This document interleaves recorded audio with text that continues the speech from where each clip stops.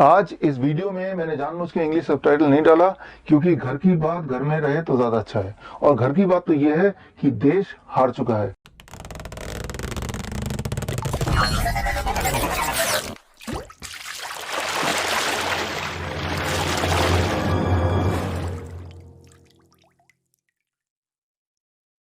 Hello everyone, आशा है आप सभी स्वस्थ होंगे, प्रसन्न होंगे और सब कुछ सही चल रहा होगा। मुझे कुछ बातें हैं जो मुझे यहाँ पे ही एक्नॉलेज करनी है और वो ये है कि इस वीडियो को देखने के बाद से मैं इस बात की गारंटी लेता हूँ कि अगले 30-35 मिनट के बाद से जो कोरोना वायरस को लेके आपके जो भी थिंकिंग प्रोस्पेक्टिव है ये पूरी तरीके से चेंज होने वाला है, बिल्कुल ही। और मैं ये भी बात बताना चाहूँगा कि ये वीडियो मेरा नहीं है, ये वीडियो है डॉक्टर विश्वरूप राय चौधरी का। पूरी रिसर्च और एनालिसिस सारी चीज़ उन्हीं की है। ये वीडियो देखने के बाद से मुझे लगा कि नहीं, ये वीडियो लोगों तक पहुंचने चाहिए, ज़्यादा से ज़्यादा लोगों तक। इसलिए मैं ये अपने चैनल पे लेके आ रहा हूँ और ये मैंने उनसे परमिशन लेने के बाद करा है। मैंने उन्हें प्रॉपर मेल किया था और उनका जवाब हाँ में आया, फिर मैं इसे अपने चैनल पे पब्लिश कर रहा हूँ। और इस वीडियो का मैं फुल जो क्रेडिट है रिसर्च एनालिसिस सारी चीज़ों का, मैं डॉक्टर विश्वरूप राय चौधरी को देना चाहूँगा, देता हूँ। एक्चुअली आप उनका भी चैनल विज़िट कर सकते हो, डॉक्टर विश्वरूप राय चौधरी के नाम से। और उनके जो वीडियोज़ हैं वो अलग अलग कंटेंट पे हैं और एक से एक वीडियो, मतलब सारे माइंड ब्लोइंग वीडियोज़ हैं, आप वहाँ पे भी देख सकते हो। उनका वीडियो मतलब मेजर ये होता है कि इतने ऐसे ऐसे टॉपिक पे वो वीडियो बनाते हैं कि होता ये है कि उनका मतलब डिलीट हो जाता है वीडियो यूट्यूब के गाइडलाइंस द्वारा। तो मैंने ये सोचा कि ये वाली वीडियो तो काफ़ी रिसर्च के बाद और मतलब ऐसी वीडियो है कि ये लोगों तक पहुंचनी चाहिए। तो ये वीडियो मैं अपने चैनल पे उनकी परमिशन लेने के बाद से डाल रहा हूँ। आपको ज़रूर पसंद आएगी, ठीक है। और हाँ, ये ऑडियो वीडियो जो है अभी ये मिसमैच है। मुझे थोड़ी बहुत एडिटिंग करनी पड़ी इस कॉपीराइट स्ट्राइक वगैरह से थोड़ा सा बचने के लिए।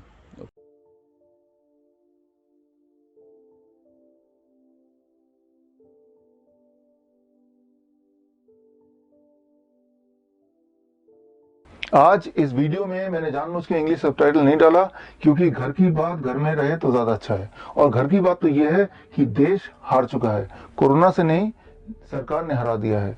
सरकार ने देश के जड़ों को हिला के रख दिया है। ये जो स्टूडियो है जहां से मैं ये वीडियो बना रहा हूं, या वो घर जहां से आप मेरा वीडियो देख रहे हैं, इसकी जो नींव है जिन हाथों से बनी है, आज वही मजदूर सड़क पे आ गए हैं, मजबूर बन चुके हैं। पहले से ही उनकी कई सारी परेशानियां थी। 2 वक्त का खाना उनको मिलना मुश्किल था, अब तो 1 वक्त की रोटी भी नहीं है, प्यासे भी हैं, सड़क पे हैं। और ऐसे 13 करोड़ परिवार हैं दुनिया के सामने। दुख की बात तो है ही, शर्म की बात भी है, क्योंकि इसकी रिस्पॉन्सिबिलिटी कहीं ना कहीं आपकी और मेरी भी है। जो दिख रहा है वैसा है नहीं, लग रहा है ये तो नेचुरल कॉन्सिक्वेंस है। महामारी आई जिसमें किसी का कोई कंट्रोल नहीं है, एज ए रिजल्ट लॉकडाउन करना पड़ा, और लॉकडाउन के चलते साइड इफेक्ट कि जो हालात हो गए वो अपने आप हो गए। जबकि सच्चाई इससे अलग है, और सच्चाई इतनी भयानक है कि सुनना आपके लिए थोड़ा मुश्किल है। आपको हिम्मत रखनी पड़ेगी, पेशेंस रखना पड़ेगा, फोकस रखना पड़ेगा, क्योंकि सच्चाई जानना आपके लिए जरूरी है। क्योंकि अब भी वक्त है, हम कुछ बदल सकते हैं, डैमेज कंट्रोल कर सकते हैं। सच्चाई अगर आपको जानना है तो सिर्फ एक वर्ड को पकड़ के बैठिए, और वो वर्ड है पेंडेमिक। पेंडेमिक। मैं उम्मीद नहीं कर रहा हूं कि आप मुझे पेंडेमिक वर्ड का मीनिंग बताएं, लेकिन मैं आपको बताना चाहूंगा कि भारत सरकार की मिनिस्ट्री ऑफ हेल्थ का एक डिपार्टमेंट है, डिपार्टमेंट ऑफ हेल्थ रिसर्च, और इसके अंडर आता है ICMR, Indian council of medical research. और इनको टोटल पैसा जो जाता है आपके और मेरे टैक्स के पैसे से, इस साल का जो बजट था वो था 1900 करोड़ रुपीस। 1900 करोड़ रुपए एक साल का बजट। और उनका काम सिर्फ एक है कि भारत के 140 करोड़ जनता के लिए, उनके हेल्थ के लिए, उनके वेलबींग के लिए पॉलिसी बनाना। आप सिर्फ इतना कीजिए कि उनसे पूछिए पेंडेमिक का डेफिनेशन क्या है, और भांडा यहीं फूट जाएगा। आगे समझाने से पहले अभी जरूरी है कि मैं कौन हूं, मैं थोड़ा अपना इंट्रोडक्शन दे दूं। मेरा नाम डॉक्टर विशु चौधरी है और मुझे लगता है कि पूरे जीवन में मेरी सिर्फ एक ही उपलब्धि रही है और वो है DIP डाइट। 2017 में मैंने आविष्कार किया था या डिस्कवर किया था एक डाइट जिसका नाम है DIP डाइट। और इस डाइट में ढेर सारे फल, खासतौर पे मीठे फल जैसे आम है, अंगूर है, पेशेंट को खिलाया जाता है, साथ में calculated amount of raw vegetable और उसके साथ रोटी सब्जी दाल चावल ट्रेडिशनल फूड। अगर एक पर्टिकुलर ढंग से पेशेंट को दिया जाए तो वो डायबिटीज का पेशेंट विद इन 3 डेज उसका ब्लड शुगर इतना ड्रॉप होने लगता है कि उसकी मजबूरी होती है कि दवा वो छोड़ दे या इंसुलिन पे है तो इंसुलिन को ड्रास्टिकली टेपर कर दे, अदरवाइज वो हाइपोग्लाइसेमिक में चला जाता है।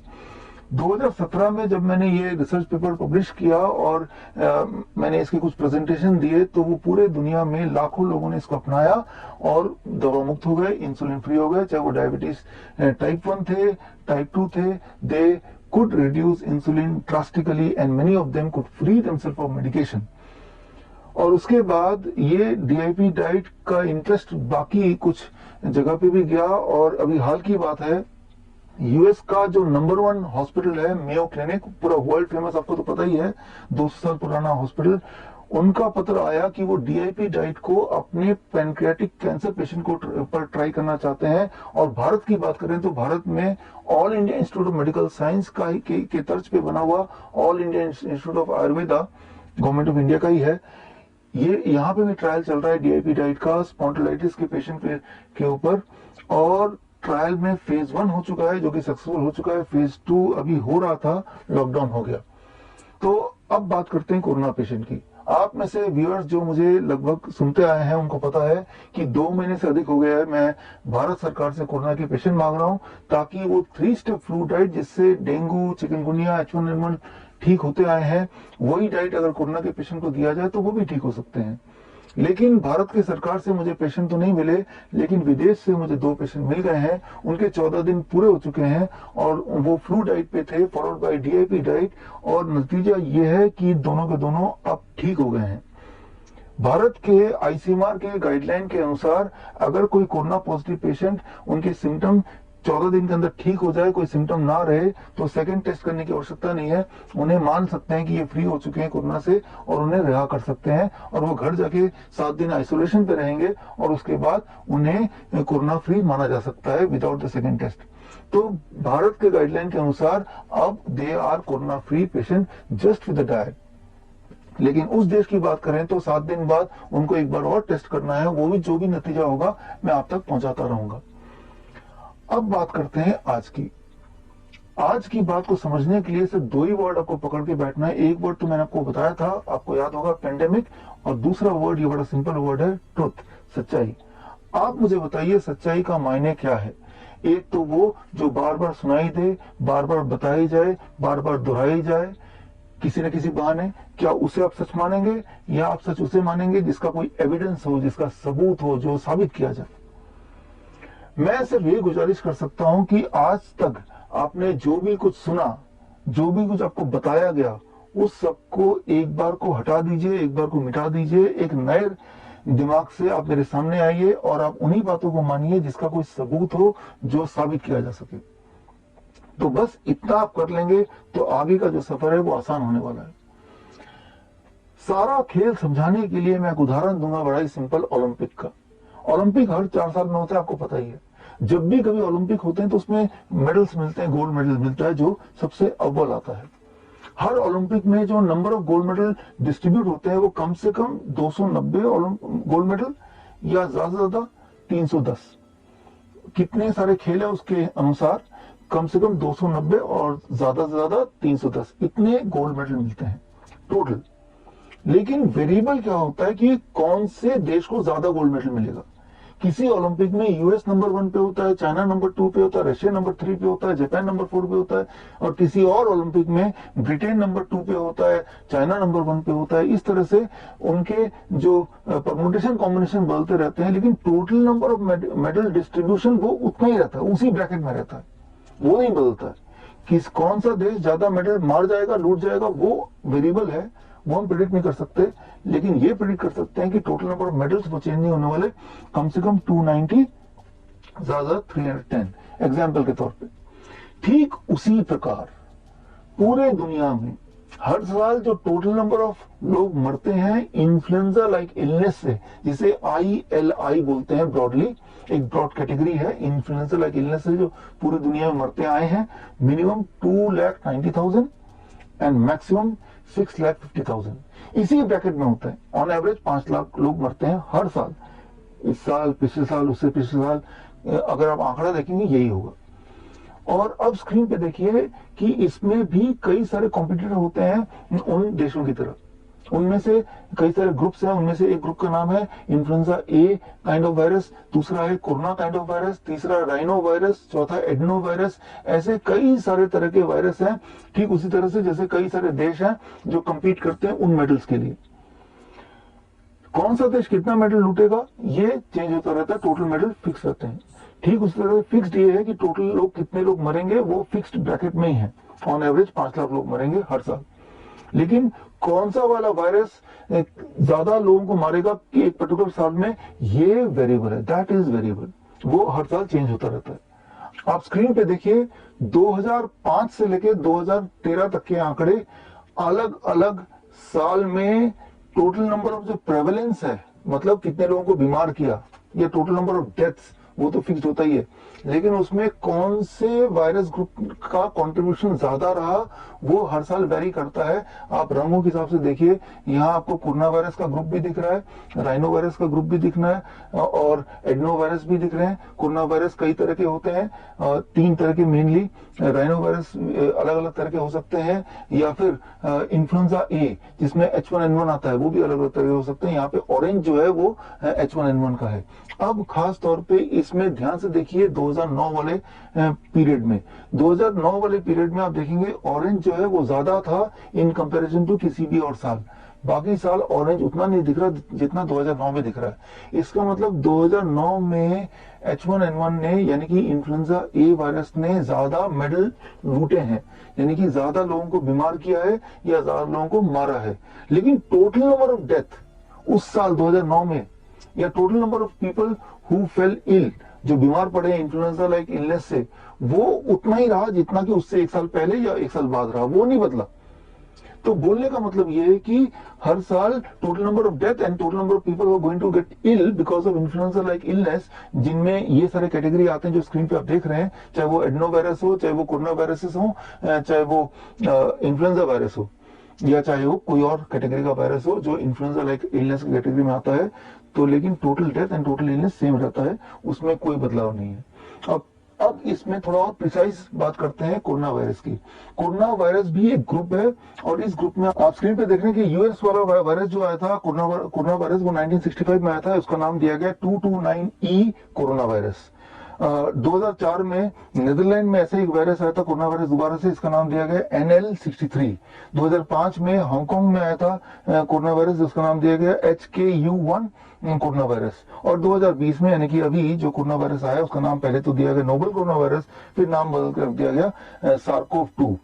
तो अब ये जो है, ये आपस में आप बोल सकते हैं ये भाई हैं, ये एक दूसरे के बिछड़े हुए भाई हैं जो अलग अलग टाइम पे आए। 1965 वाला जो वायरस आया था यूएस वाला कोरोना वायरस, या 2004 वाला, या 2005 वाला, या 2020 वाला, इन सब के फैलने की शक्ति, इन सब के मारने की शक्ति बिल्कुल सेम है, 19 या 20, कोई फर्क नहीं है। लेकिन यहाँ पे एक इंपॉर्टेंट बात, जब 1965 में कोरोना वायरस आया था नया नया, उस वक्त तब कोई लॉकडाउन हुआ था? नहीं हुआ था, हमें पता भी नहीं चला था।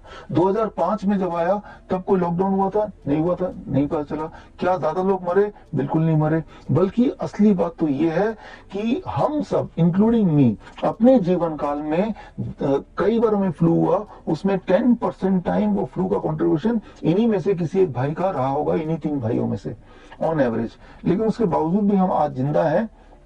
इसका मतलब कोरोना वायरस, जाहिर सी बात है, शक्तिशाली तो नहीं है। मैं इसको एक एग्जांपल से समझाता हूं। मान लीजिए बॉलीवुड की बात करते हैं। बॉलीवुड में धर्मेंद्र आए थे 1965 में, और उसके बाद 2004 में सनी देओल आए, 2005 में बॉबी देओल आए, और उसके बाद अभय देओल आए। तो जब ये आए तो इनके आने से टोटल नंबर ऑफ मूवी, जो फिल्में बनती हैं बॉलीवुड में हर साल, वो बढ़ नहीं गई, वो उतनी रह गई। लेकिन क्या है कि ये जब आते हैं तो ये बाकी मार्केट को में कंपटीशन पैदा करते हैं। कुछ इनके हिस्से में आता है तो वो किसी और के हिस्से से कम भी होता है, but total number of film that remains constant. Film घटेगा या बढ़ेगा वो इनके आने या नहीं आने से फर्क नहीं पड़ता है, इनके आने से जो लोग और कॉम्पिटिटर उनको फर्क पड़ता है। हो सकता है आने वाले दिनों में कोई और देवल भी आएंगे तो वो भी कंपटीशन का हिस्सा बन जाएंगे, लेकिन टोटल अमाउंट ऑफ मूवी उसमें इंपैक्ट नहीं पड़ेगा, वो लगभग लगभग सेम ही रहेगा। ठीक इसी प्रकार से नंबर ऑफ कोरोना वायरस अगले साल भी, 5 साल बाद भी, 10 साल बाद भी नए नए और भी आएंगे, लेकिन क्या नहीं बदलने वाला वो ये कि total number of death and total number of people who are getting infected with. उसका कारण बड़ा सिंपल है, वो समझ लीजिए कि ये सारे रेस्पिरेटरी वायरस है, यानी कि ये सारे वायरस का जो घर है वो कहीं यहाँ पे है और यहाँ पे कंपटीशन है। फॉर एग्जाम्पल अगर राइनो वायरस आपके यहाँ पे ऑलरेडी है तो कोरोना वायरस यहाँ नहीं रह सकता। इसका विपरीत, अगर कोरोना वायरस ऑलरेडी है तो राइनो वायरस नहीं रह सकता। राइनो वायरस नॉर्मली छोटे बच्चों में पाया जाता है, उनको जुकाम ज्यादा होता है। आपने गौर किया होगा कि कोरोना वायरस से छोटे बच्चों की डेथ या इलनेस ना के बराबर हुई पूरी दुनिया में। तो उससे यही साफ जाहिर है कि जो सारा कॉम्पिटिशन है वो यहाँ पे रहने का है, जो रेस्पिरेटरी ट्रैक है। और इस रेस्पिरेटरी ट्रैक में एक कॉम्पिटिशन का माहौल है, उसमें एक वायरस दूसरे को नहीं रहने देता अक्सर। तो total number of death it can not be changed and total number of illness that can also not be changed. तो ये तो हो गई पूरे वायरस की कहानी, ये किस तरह से होता है। अब यहाँ पे एक महत्वपूर्ण बात यह है कि वायरस जो आया था हांगकांग वाला या यूएस वाला, जिसका नाम भी कोरोना वायरस है, और वो इस वक्त पूरे दुनिया में 70% लोगों के बॉडी में ऑलरेडी है और उन 70% में आप और मैं भी शामिल हूं। यानी कि वो कब हमारे बॉडी में आया और कब एंटीबॉडी बना के चला भी गया हमें और आपको पता नहीं है, लेकिन ये पता है कि जरूर है 70% लोगों में।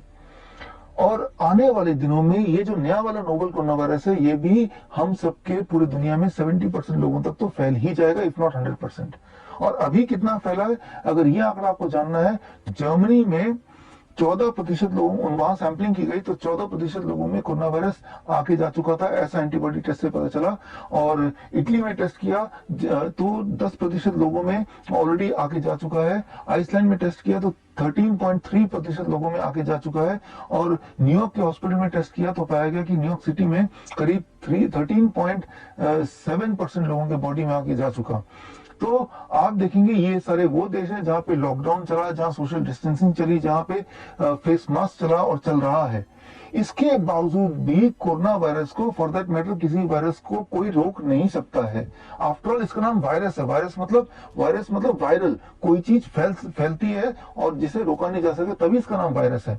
तो मैं ये बोलना चाह रहा हूँ ठीक उसी तरह से अगर इसी डाटा को हम एक्सट्रापोलेट कर लेते हैं भारत के कॉन्टेक्स्ट में, भारत में जब भी एंटीबॉडी टेस्ट होगा तो तब भी आप देख लीजिएगा कि अब तक के आंकड़े होंगे कम से कम 10% भारतीयों की बॉडी में भी कोरोना वायरस आके जा चुका होगा। यानी कि 14 करोड़ भारतीय इस वक्त हैं जिनकी बॉडी में कोरोना वायरस के एंटीबॉडी पाए जाएंगे या कोरोना वायरस इटसेल्फ पाया जाएगा। इसका मतलब यह है कि आपके आसपास के 10 लोगों में से किसी एक के बॉडी में कम से कम कोरोना वायरस इस वक्त होगा। और अगर होगा तो चिंता की बात नहीं, बल्कि ये निश्चिंत होने की बात है कि 14 करोड़ लोगों की बॉडी में कोरोना वायरस आके जा चुका और तब भी बहुत मामूली सा डेथ हुआ है, कोई बहुत विशाल डैमेज नहीं हुआ है।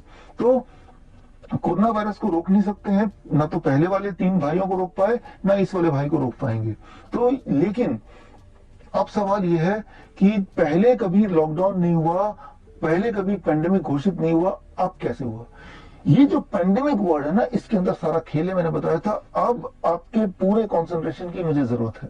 ध्यान सुनिए, स्क्रीन पे देखिए आप पेंडेमिक की डेफिनेशन 18 में WHO का एक और सिस्टर साइट है, उसका नाम है influenzatraining.org।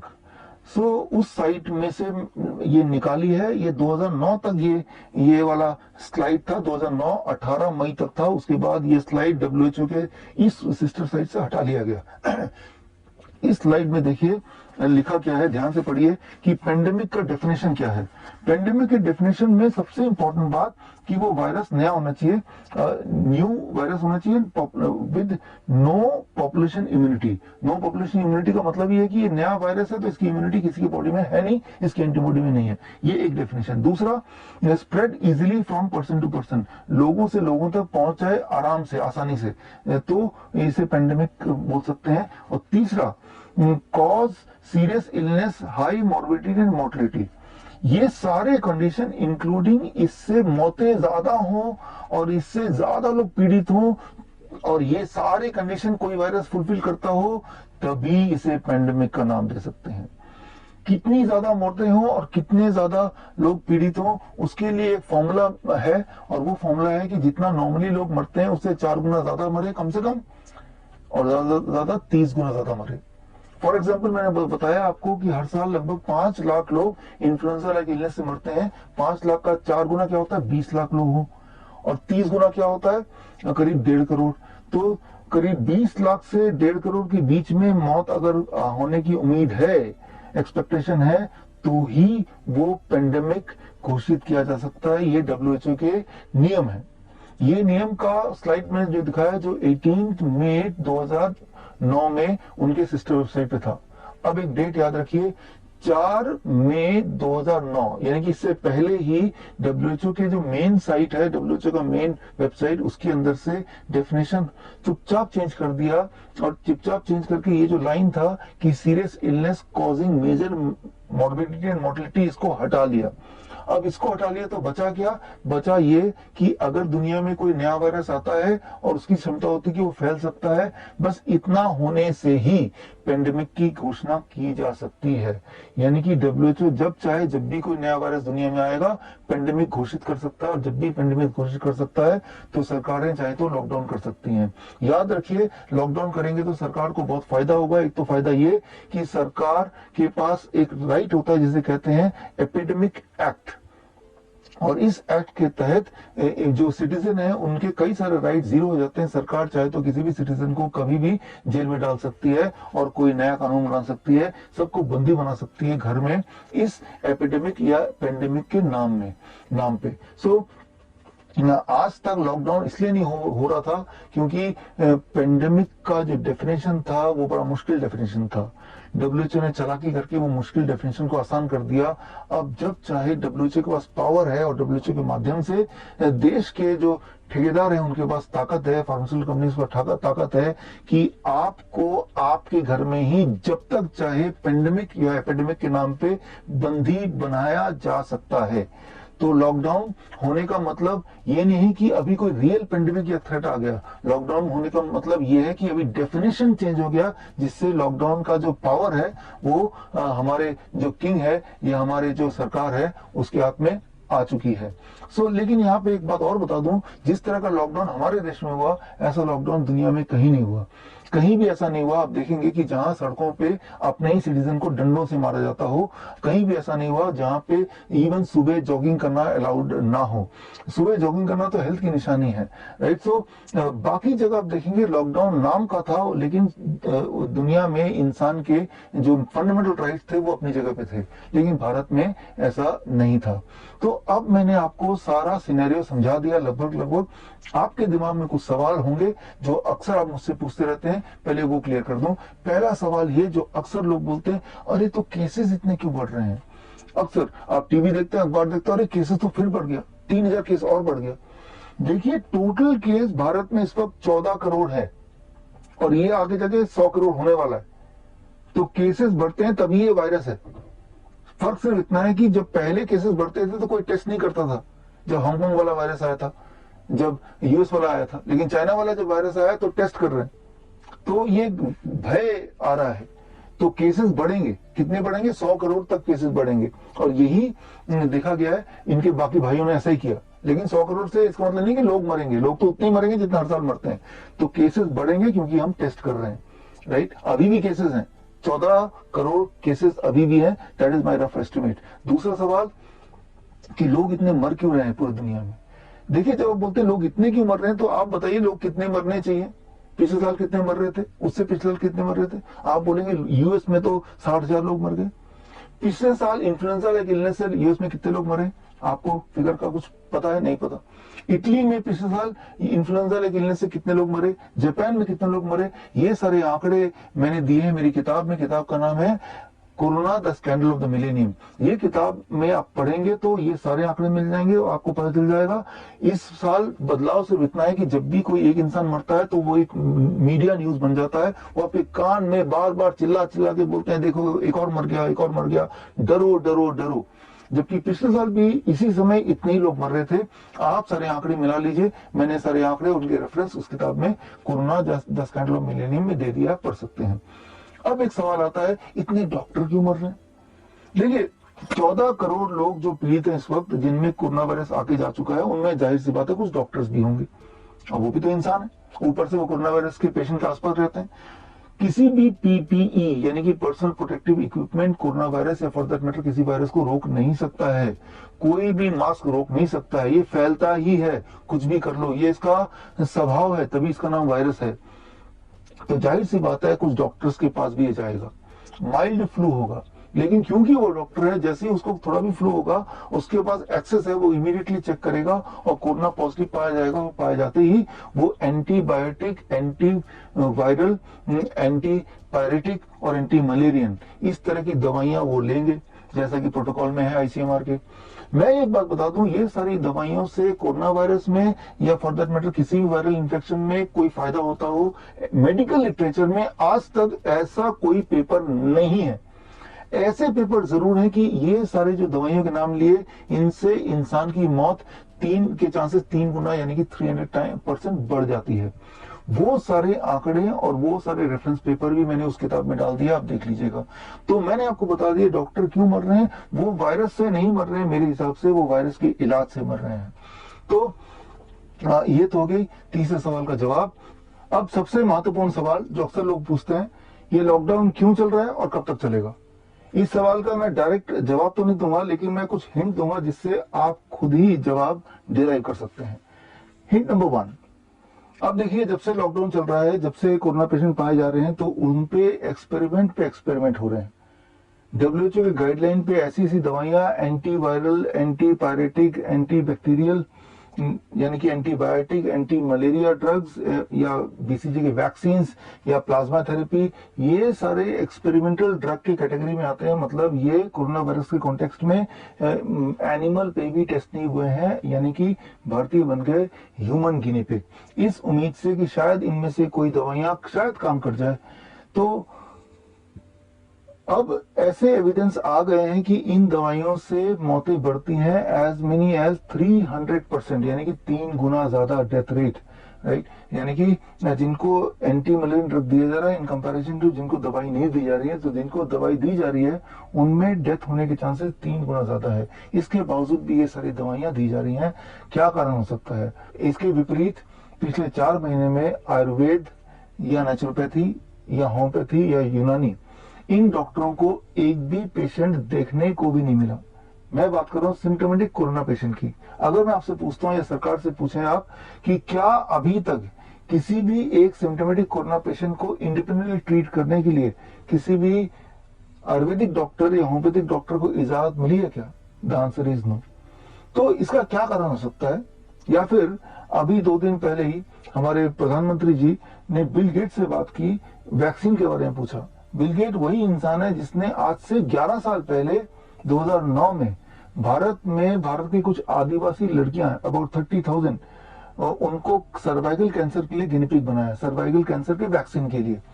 और बाद में देखा गया कि वो जो कंसेंट फॉर्म भरा था, वो कंसेंट फॉर्म में उन बच्चियों के थंब के अंगूठे के निशान थे। मतलब ये कि उनको या उनके परिवार वालों को अपनी भाषा में नाम तक नहीं लिखना नहीं आता। और ये सारा कुछ तब उजागर हुआ जब उनमें से कुछ बच्चियां बीमार पड़ी और कुछ मारी गई, और तब वहां पे एनजीओ ने हल्ला किया। और ये जो ट्रायल था जिसमें भारतीय बच्चों को गिनी पिग बनाया गया था, 30,000 आंध्र प्रदेश में, तो वो ट्रायल वहीं रोका गया। तो ऐसे इंसान जिन्होंने इस तरह की हरकत की भारत में, पूरी दुनिया भर में ऑलरेडी, तो ऐसे इंसान से हमारी सरकार ये पूछ रही है कि अब वैक्सीन कब ला रहे हो। और उधर आयुर्वेद को छुपा के रख दिया, आयुर्वेद को दबा के रख दिया, कहीं ऐसा ना हो कि इनको कोई कोरोना पेशेंट मिल जाए और ये उनको ठीक कर डाले। तो ये क्या हो सकता है, इसमें क्या इरादा हो सकता है, ये मैं आपसे पूछता हूं, इसमें आप दिमाग लगाइए। ये एक बात। दूसरी बात, मैंने आपको पहले ही बता दिया था कि WHO ने एक प्रिडिक्शन किया था कि कुछ भी कर लो 2 करोड़ लोग तो मारे ही जाएंगे। भारत के कॉन्टेक्स्ट में कुछ भी कर लो आप, कितना भी लॉकडाउन कर लो, फिर भी 23 लाख लोग तो मारे ही जाएंगे। ये WHO की प्रिडिक्शन थी। अब भारत में पिछले हफ्ते ICMR यानी कि Indian council of medical research ने, जो कि हेल्थ मिनिस्ट्री का पार्ट है, ने एक गजब किया, एक अजीबोगरीब हरकत ये कि उन्होंने नए नियम लागू कर दिए, डेथ सर्टिफिकेट को लिखने के नए रूल्स। आप देखिए स्क्रीन पे डेथ सर्टिफिकेट का फॉर्मेट कैसे होता है। इस फॉर्मेट में एक कॉलम और जोड़ दिया, इस कॉलम का नाम है स्टैटिस्टिकल नोट, और ये कॉलम सिर्फ और सिर्फ कोरोना को लिखने के लिए है। तो मतलब ये कि अब हेल्थ मिनिस्ट्री ये चाहती है कि डॉक्टर डेथ सर्टिफिकेट में कोरोना वायरस से मौत हुआ है ये लिखे। आप खुद ही पढ़ लीजिए, ICMR की वेबसाइट से मैंने ये पेज लिया है और उसमें लिखा है कि कब कब कोरोना से डेथ हुआ है या कोविड से मरे, ये कब कब लिखना है। नंबर 1 कि अगर पेशेंट मरने से पहले कोरोना पॉजिटिव हो, चाहे सिम्टम हो या ना हो, तो लिखना है मेन कॉज है, अंडरलाइनिंग कॉज है कोरोना डेथ। दूसरा, अगर सिम्टम है और नहीं है, पॉजिटिव है, तो कोरोना डेथ लिखना ही है। अगर नेगेटिव है, अगर PCR टेस्ट नेगेटिव भी है लेकिन सिम्टम है, तो भी आपको कोरोना डेथ लिखना है। मतलब किसी भी इंसान के बॉडी में कोरोना वायरस नहीं है लेकिन कोरोना वायरस के सिर्फ सिम्टम है, तब भी वो कोरोना डेथ माना जाएगा। तीसरा, अगर उस पर कोरोना टेस्ट होता ही नहीं है लेकिन उसके सिम्टम कोरोना वायरस की तरह है, तो भी वो डेथ कोरोना वायरस के खाते में ही जाएगा। बोलने का मतलब है कोरोना वायरस का जो नतीजा है, कोरोना वायरस PCR टेस्ट का जो नतीजा है, चाहे वो पॉजिटिव आए, नेगेटिव आए, ना आए, टेस्ट करे ना करे, अगर सिम्टम है तो पक्का ही डेथ कैटेगरी हो जाएगा कि ये कोरोना वायरस की वजह से मरा है। अब इसमें एक इंपॉर्टेंट बात यह है कि कोरोना वायरस से डेथ के सिम्टम क्या होते हैं, ये उनके अपने वेबसाइट में ही, ICMR के वेबसाइट से मैंने निकाला। देखिए स्क्रीन पे लिखा है कि सिम्टम है निमोनिया के सिम्टम अगर हो तो वो कोरोना वायरस डेथ माना जाएगा। देखिए हर साल भारत में 1.5 लाख लोग निमोनिया से मरते हैं। इस साल भी ऑन एवरेज अगर 1.5 लाख लोग मरे तो इस साल वो 1.5 लाख जो है वो कोरोना वायरस डेथ माना जाएगा रादर देन निमोनिया डेथ। पहली बात। दूसरा, कोरोना वायरस के सिम्टम के अंदर का डाला हुआ है, आप पढ़िए स्क्रीन पे, acute respiratory distress syndrome, ARDS। Simple term में, सिंपल भाषा में बात करें तो ब्रेथलेसनेस, कि किसी को भी, किसी पेशेंट को अगर ये पाएगा कि मरने से पहले सांसों में तकलीफ है, तो वो भी कोरोना वायरस के खाते में आ जाएगा। आप बताइए कि दुनिया में कौन सा ऐसा पेशेंट है जो मरने से पहले उनको सांसों की तकलीफ नहीं हुई हो। अब अगला है कार्डिक इंजरी। कार्डिक इंजरी, जब भी कभी कोई पेशेंट मरता है तो 2 ही चीज होती है, एक तो उसकी सांसें बंद हो जाती है, दूसरा उसका हार्ट बंद हो जाता है। और हार्ट जब बंद होता है तो जाहिर सी बात है हार्ट में काफी सारे प्रेशर पड़ता होगा और फाइनली हार्ट चलने की स्थिति में नहीं होगा, तभी बंद होता है। तो बोलने का मतलब ये है कि इस स्थिति में जितने भी लोग मरेंगे, हार्ट तो बंद होगा ही। और कार्डिक इंजरी, दुनिया में ऐसा कौन सा डॉक्टर है जो शक्ल देख के या बॉडी देख के बता दे कि बॉडी के अंदर कार्डिक इंजरी है या नहीं है। तो कुल मिला के डॉक्टर लिख देगा कि हाँ हार्ट बंद हुआ तो कार्डिक इंजरी होगा, यानी कि ये भी कोरोना वायरस के खाते में आ जाएगा। या फिर आप देखिए आगे लिखा हुआ है डिसेमिनेटेड इंट्रावेस्कुलर कोआगुलेशन। बोलने का मतलब है सिंपल भाषा में ब्लड क्लॉट। ब्लड क्लॉट का मतलब यह है कि मौत के बाद या मौत के वक्त अगर ब्लड बॉडी में ब्लड क्लॉट हो गया तो भी वो कोरोना वायरस के खाते में ही जाएगा। अब देखिए अधिकतर कैंसर पेशेंट जब मरते हैं स्पेशली कीमोथेरेपी के बाद, तो उनके ब्लड में बहुत सारे क्लॉटिंग आ जाती है, बॉडी में बहुत सारी क्लॉटिंग आ जाती है, जिसके कारण उनकी डेथ हो जाती है। यानी कि अब से कैंसर से कोई डेथ होगा तो भी वो कोरोना वायरस के खाते में आ जाएगा। तो कुल मिला के भारत का सपोर्ट डब्ल्यूएचओ को है, ताकि अंत तक डब्ल्यूएचओ ये साबित कर ले कि डब्ल्यूएचओ की जो प्रिडिक्शन थी कि कम से कम पूरी दुनिया में 2 करोड़ लोग मारे जाएंगे, मैं यहां बता दूं कि भारत में ऑन एवरेज हर साल 1 करोड़ लोग मारे जाते हैं। अब इस साल भी हो सकता है कि 1 करोड़ लोग अलग अलग कॉज से मरे, लेकिन उनमें से अधिकतर लोगों के डेथ सर्टिफिकेट में कोरोना वायरस लिखा रहेगा। तो यानी कि डब्ल्यूएचओ का जो प्रिडिक्शन था कि कम से कम 2 करोड़ लोग तो मारे जाएंगे ही, उसमें से आधा प्रिडिक्शन तो इंडिया के सपोर्ट से ही ठीक हो गया, यानी कि प्रिडिक्शन ऑलमोस्ट मैच हो गया। तो यहाँ इरादा क्या हो सकता है इस अजीबोगरीब हरकत का, ये मैं नहीं बताऊंगा, ये आप सोचिए, आप मुझे बताइए। अब एक इंपॉर्टेंट बात, आज जो भी देश की परिस्थिति है या सरकार का रवैया है, ऐसे में आज अगर सुभाष चंद्र बोस जी जिंदा होते या भगत सिंह जी जिंदा होते या सरदार वल्लभ भाई पटेल जी जिंदा होते या फिर आज लाल बहादुर शास्त्री जी होते या राजीव दीक्षित जी होते, तो क्या ये सब होने देते? क्या वो हाथ पे हाथ रख के बैठे रहते? हम उनकी तरह महान नहीं है, लेकिन मैं सिर्फ आपको यही रिक्वेस्ट करना चाहूंगा कि आप सरकार के बताए हुए वो 20 लाख करोड़ के इंतजार में मत रहिए। वो तो गरीबों को मिल ही जाएगा जब मिलना होगा। जिस प्रकार वो 15 लाख रुपए सबके खाते में आ गए, ये भी आ जाएगा।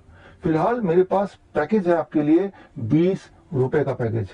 20 रुपए का पैकेज कुछ ऐसा है दिखने में, और इसके अंदर 20 रुपए के पैकेज में है ये 4 केले और 4 टमाटर, यानी कि ये 4 केले और 4 टमाटर लगभग 20 रुपए में तो आ ही जाएंगे। और इनमें उतना न्यूट्रिशन है जितना न्यूट्रिशन कम से कम एक एवरेज इंडिविजुअल को जरूरत होती है पूरे दिन भर में।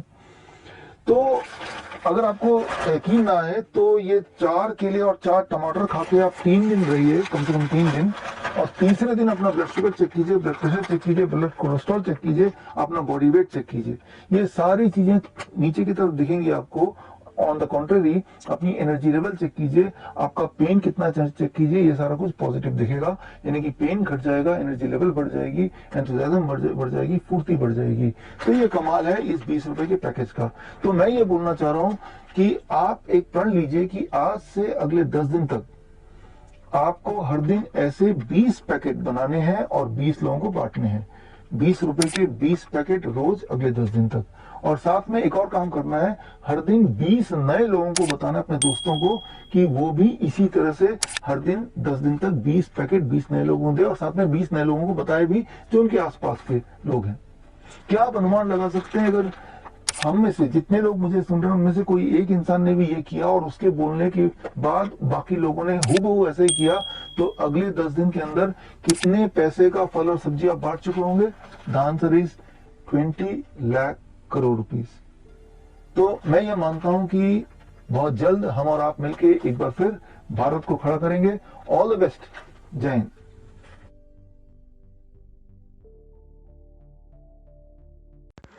हाँ, तो ये वाला वीडियो यहाँ ख़त्म हो गया, और मैं इस बात से पूरी तरह से कन्विंस्ड हूँ कि जो भी आप अभी तक कोरोना को लेकर के अपने मन में सोचते थे, वो पूरी तरह से चेंज हो गया होगा। और फिर भी मैं आपकी राय बिल्कुल जानना चाहता हूँ, जिसके लिए आप कमेंट बॉक्स में ज़रूर लिखें। आप जो भी सोच रहे थे या सोचे हैं अभी तक, कुछ भी आप कमेंट बॉक्स में ज़रूर लिखें।